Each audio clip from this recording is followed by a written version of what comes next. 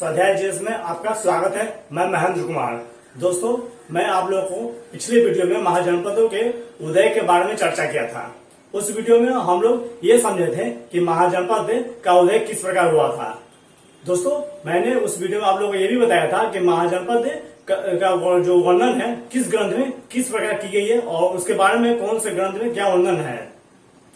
साथ में दोस्तों, उसमें हम लोग क्या किए थे कि महाजनपद के भौगोलिक विस्तार के बारे में भी अध्ययन किए थे और दोस्तों उसके पुरातात्विक साक्ष्य के बारे में भी अध्ययन किए थे। दोस्तों, मैंने आप लोगों को पिछले वीडियो में एक 16 महाजनपद को याद करने का एक सूत्र बताया था। यदि आप लोगों को सूत्र याद होगी तो अच्छी है, नहीं तो फिर मैं इस वीडियो में उसकी चर्चा एक बार और करूंगा। दोस्तों, आज मैं उनके लिए जो इस महाजनपद के पिछले वीडियो नहीं देखे होंगे तो उनके लिए थोड़ा सा महाजनपद के बारे में थोड़ा विस्तृत जो पिछला जो वर्णन है उसको मैं थोड़ा बता देता हूँ कि महाजनपद शब्द का उदय किस प्रकार हुआ था। तो दोस्तों, आप लोगों को मालूम होना चाहिए कि 6वीं शताब्दी ईसा पूर्व से 5वीं सदी ईसा पूर्व में भारत में आर्य लोग रहते थे और दोस्तों आर्य लोग जो थे वो मध्य एशिया से आए थे। ठीक, तो जो मध्य एशिया से आर्य लोग आए थे दोस्तों, तो वो क्या आए थे, कबीलों के रूप में आए थे। ठीक है, भारत में एक कबीला के रूप में रहते थे और उन कबीलों के सदस्य को हम लोग क्या करते थे दोस्तों, परिवार कहते थे। ठीक, उन कबीलों के सदस्यों को हम लोग परिवार कहते थे। और दोस्तों, एक परिवार तो आया नहीं होगा उस समय, मतलब कि हजारों या मान लीजिए लाखों में परिवार आए होंगे, तो सारे परिवारों को मिला करके क्या बोला, ग्राम बोला गया और उन ग्रामों को बाद में बड़ा विस्तृत हो जाने पर 20 कहा गया। ठीक है, और दोस्तों फिर जो 20 विस्तृत हो गया, मतलब 20 के बाद और मतलब कुछ वर्षों बाद है तो और विस्तृत हो गए, तो उनको क्या नाम दिया गया, उनको जनपद नाम दिया गया। और यही जनपद जो है दोस्तों कुछ वर्षों के बाद विस्तार रूप लेकर महाजनपद का निर्माण हुआ। तो आप लोग समझ गए कि महाजनपद का निर्माण कैसे हुआ था। दोस्तों, इस वीडियो में मैं आप लोगों को बताऊंगा कि जो 16 महाजनपद थे उनके बारे में चर्चा करूंगा। मैं प्रत्येक दिन क्या करूंगा कि 4 महाजनपद का वर्णन करूंगा ताकि आप लोग आसानी से उसका अध्ययन करने में सुविधा हो। ठीक है, तो आइए आज हम लोग देखते हैं। पहले हम लोग ये देख लेते हैं कि 16 महाजनपदों को याद करने का क्या सूत्र है जिससे आसानी से हम लोग को 16 महाजनपद जो है याद रहे जुबान पर। फिर हम लोग चर्चा करेंगे 4 महाजनपद का। ठीक है दोस्तों, आप लोग से एक रिक्वेस्ट है कि आप लोग मेरे वीडियो को तो फुल देखते हैं दोस्तों, मगर सब्सक्राइब करना भूल जाते हैं। इसलिए आप लोगों से रिक्वेस्ट है कि आप लोग प्लीज मेरे चैनल को सब्सक्राइब भी किया कीजिए। दोस्तों, यहाँ पर आप लोग को स्क्रीनशॉट दिख रहा होगा, आप लोग देख रहे होंगे कि इसमें मेरा वॉच टाइम जो है दोस्तों पूर्ण हो चुकी है पर सब्सक्राइबर पूर्ण नहीं है। इसलिए दोस्तों आप लोगों से एक रिक्वेस्ट है कि आप लोग प्लीज सपोर्ट कीजिए। जैसे आप लोग वॉच टाइम में सपोर्ट कर रहे हैं दोस्तों, उसी प्रकार से आप लोग सब्सक्राइब भी करें ताकि मेरा मोटिवेशन हाई हो सके। ठीक है दोस्तों, आइए हम लोग आज का क्लास शुरू करते हैं। दोस्तों, मैंने आप लोगों को 16 महाजनपदों को याद करने का बताया था सूत्र। इसका सूत्र होता है दोस्तों A3CGK4। ठीक है, क्या होता है दोस्तों, A3CGK4 बटा में M3PSV2। अब इसको याद करेंगे हम लोग। A3 का मतलब हो गया दोस्तों क्या, अंग, अवंती और अस्मक। ठीक है, 3 महाजनपद हो गया। A3 से अंग, अवंती और अस्मक। C से क्या हो जाएगा दोस्तों, चेदी। G से गंधार, याद रखना है। A3 का मतलब अंग, अवंती और अस्मक। C से तो चेदी, G से गंधार। K4 दोस्तों तो काशी, कौशल, कुरु और कंबोज। क्या है दोस्तों, काशी, कौशल, कुरु और कंबोज। इसी क्रम में आप लोग याद रखिएगा। फिर दोस्तों M3 से क्या हो जाएगा, तो मगध, मत्स्य और मल। ठीक है, मगध, मत्स्य और मल। P से हो जाएगा दोस्तों पंचाल। P से क्या हो जाएगा, पंचाल। फिर दोस्तों S से क्या हो जाएगा, S से हो जाएगा सूरसेन। S से क्या हो जाएगा दोस्तों, सूरसेन। और V2 से हो जाएगा वज्जी और वत्स।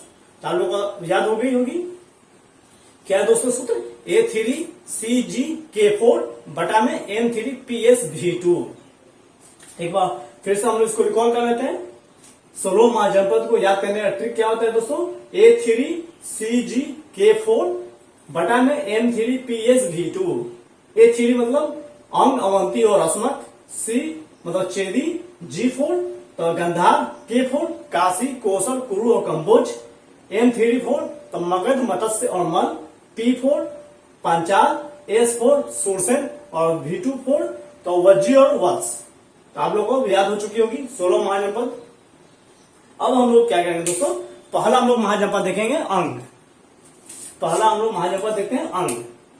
तो दोस्तों अंग जो है यह आधुनिक जो भागलपुर है बिहार का, उसमें इसका क्षेत्र है। ठीक है, अंग का क्षेत्र क्या है दोस्तों, तो ये आधुनिक भागलपुर क्षेत्र में स्थित है। बिहार राज्य का एक जिला है भागलपुर, वहां पर अंग महाजनपद का क्षेत्र है। ठीक, इसकी राजधानी चंपा थी। अंग की राजधानी क्या थी दोस्तों, अंग की राजधानी चंपा थी, जो चंपा नदी के किनारे स्थित थी। किस नदी के किनारे स्थित थी, चंपा। तो चंपा नदी के किनारे स्थित थी, इसलिए उसकी राजधानी का नाम क्या पड़ा, चंपा पड़ा। ये पूछता है एग्जाम हॉल में, क्वेश्चन में, कि अंग की राजधानी क्या थी, तो चंपा थी। इसको आप लोग याद रखिएगा। फिर नेक्स्ट हम लोग मगध और अंग के बीच में चंपा नदी बहती थी। मगध महाजनपद और अंग महाजनपद के बीच में कौन सी नदी बहती थी दोस्तों, तो चंपा नदी। चंपा नदी ही मगध महाजनपद और अंग महाजनपद को डिवाइड करती थी। ठीक है, तो आप लोग इसको याद रखिएगा इस पॉइंट को। तो हम लोग अब तक अंग महाजनपद में 3 पॉइंट पढ़े। पहला पॉइंट क्या पढ़े कि अंग जो है महाजनपद यह आधुनिक भागलपुर क्षेत्र में स्थित है। बिहार राज्य के भागलपुर जिला में स्थित है था अंग। ठीक है, नेक्स्ट है कि इसकी राजधानी चंपा थी, जो चंपा नदी के किनारे स्थित थी, इसलिए इसका नाम क्या पड़ा, चंपा पड़ा। उसके बाद हम लोग देखें कि मगध और अंग के बीच में कौन सी नदी बहती थी, तो मगध और अंग के बीच में दोस्तों चंपा नदी बहती थी। इसको याद रखिएगा आप लोग, चंपा नदी बहती थी। नेक्स्ट हम लोग का पॉइंट है कि मगध के शासक अजातशत्रु, मगध के शासक अजातशत्रु ने अंग के शासक ब्रह्मदत्त को, ठीक है, मगध के शासक अजातशत्रु ने अंग के शासक ब्रह्मदत्त को पराजित कर उसे किसे मिला लिया, तो उसे मगध में मिला लिया।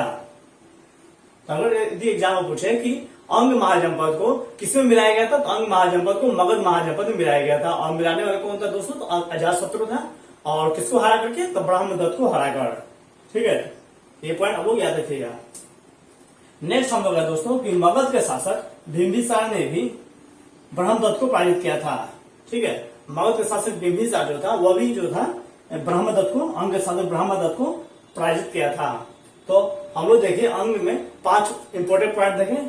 इसमें हम लोग देखें पहला पॉइंट क्या देखें कि यह आधुनिक भागलपुर क्षेत्र में स्थित है। इसकी राजधानी चंपा थी, जो चंपा नदी के किनारे स्थित थी। नेक्स्ट हम लोग देखें कि मगध और अंग के बीच में चंपा नदी बहती थी। फिर है कि मगध के शासक अजातशत्रु ने अंग के शासक ब्रह्मदत्त को पराजित किया था और उसे किसे मिला लिया था, तो उसको मगध में मिला लिया था। नेक्स्ट कि मगध के शासक बिंबिसार ने भी अंग के शासक ब्रह्मदत्त को पराजित किया था, लेकिन उससे बिंबिसार ने क्या किया था, मगध में उसे न मिलाया था। अजातशत्रु ब्रह्मदत्त को पराजित करने के बाद मगध में उसको शामिल कर लिया था। तो हम लोग अंग देख लिए। अब हम लोग नेक्स्ट देखेंगे दोस्तों अवंती। ठीक है, अवंती बारे में चर्चा करते हैं। अवंती जो है दोस्तों यह पश्चिमी मध्य प्रदेश में मालवा क्षेत्र में स्थित था। अवंती कहाँ स्थित था, तो अवंती जो था दोस्तों मध्य प्रदेश के पश्चिमी मालवा क्षेत्र में स्थित था। ठीक है, इसकी कितनी राजधानियां थी दोस्तों, तो अवंती की 2 राजधानियां थी। ठीक है, अवंती की 2 राजधानियां थी। पहला उत्तरी अवंती। तो उत्तरी अवंती की राजधानी क्या थी दोस्तों, उत्तरी अवंती की राजधानी उज्जैन थी। ठीक है, उत्तरी अवंती की राजधानी क्या थी, उज्जैन। इसको आप याद रखिएगा, अगर पूछ दे एग्जाम हॉल में कि कौन सा महाजनपद था जिसकी 2 राजधानियां थी, तो आप लोग याद रखिएगा अवंती। ठीक है, उत्तरी अवंती की राजधानी क्या थी, तो उत्तरी अवंती की राजधानी उज्जैन थी। और दक्षिणी अवंती की राजधानी क्या थी दोस्तों, तो महिष्मती। ठीक है, दक्षिणी अवंती की राजधानी क्या थी, महिष्मती। नेक्स्ट इसमें हम लोग पॉइंट है कि अवंती का प्रमुख शासक कौन था, प्रद्योत था।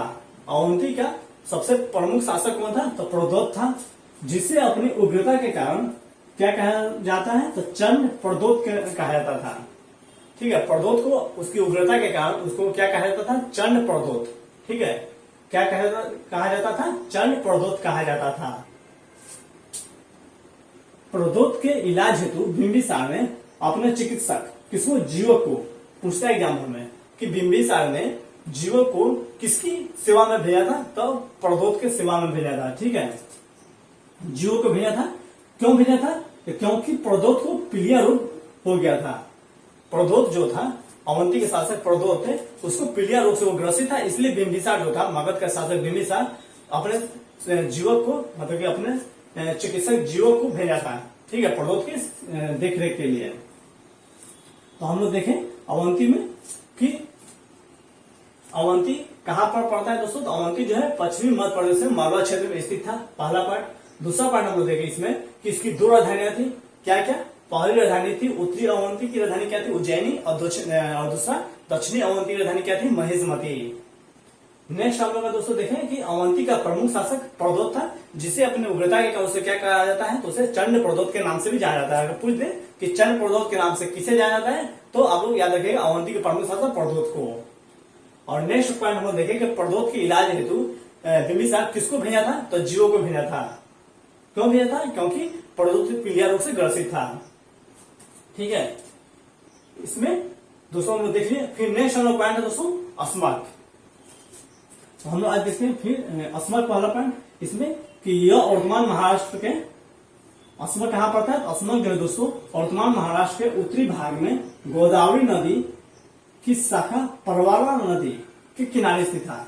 कहां पर स्थित था दोस्तों अस्मक। यह जो था वर्तमान महाराष्ट्र के उत्तरी भाग में, जो महाराष्ट्र राज्य है उसके उत्तरी भाग में गोदावरी नदी की शाखा प्रवरा नदी, गोदावरी नदी की शाखा प्रवरा नदी के किनारे स्थित था।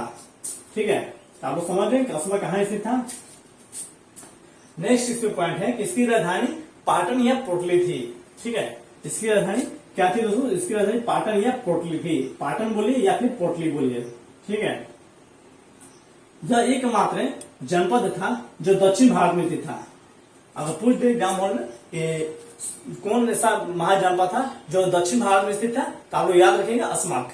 ठीक है, इसमें एक और पॉइंट बन सकता है दोस्तों कि नर्मदा नदी, जो नर्मदा नदी थी, नर्मदा नदी के दक्षिण की तरफ कौन सा महाजनपद स्थित था।